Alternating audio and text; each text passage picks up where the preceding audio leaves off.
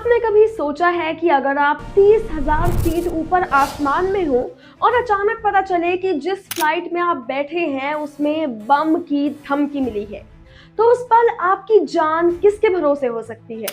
सरकार के, सिस्टम के, या सिर्फ किस्मत के? नमस्कार, मैं हूं यशिता नागपाल और आप देख रहे हैं भारत बाइट्स। 30 जनवरी 2026 को कुवैत से दिल्ली आ रही इंडिगो की एक अंतरराष्ट्रीय फ्लाइट में उस समय हड़कंप मच गया जब क्रू के हाथ एक छोटा सा टिश्यू पेपर लगा जिस पर बम और हाईजैक की धमकी का नोट मिला। इस नोट में कथित तौर पर विमान को हाईजैक करने और बम से उड़ाने की बात की गई थी।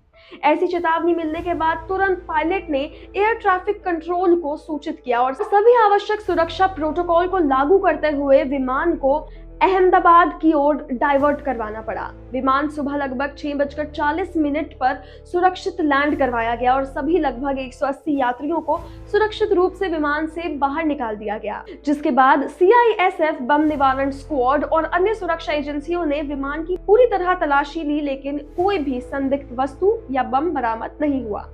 बता दें कि ये कोई पहली घटना नहीं है। पिछले कुछ महीनों में ही कई इंडिगो और अन्य एयरलाइंस की उड़ानों में इसी तरह धमकियों के तहत डाइवर्ट करना पड़ा है। ज्यादातर मामलों में ये सिर्फ धमकियां थी, लेकिन इसका मतलब ये नहीं है कि बम के नाम पर सिर्फ अफवाह फैलाकर पूरे सिस्टम को ब्लॉक कर दिया जा सकता है।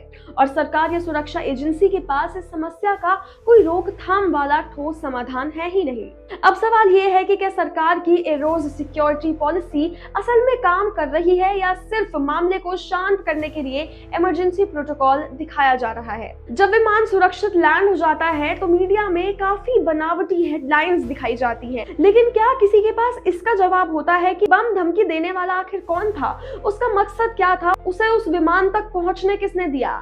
इस मूल सवाल का जवाब अभी भी हमें नहीं मिला है। और सबसे चिंताजनक बात यह है कि इन सभी घटनाओं से साफ दिख रहा है कि हमारी सुरक्षा रणनीति आपातकालीन प्रतिक्रिया तक ही सीमित है, जबकि वास्तविक चुनौती खतरे को पहले पहचानना, रोकना और भविष्य में ऐसे खतरे ना हो उसको मिटाना होता है।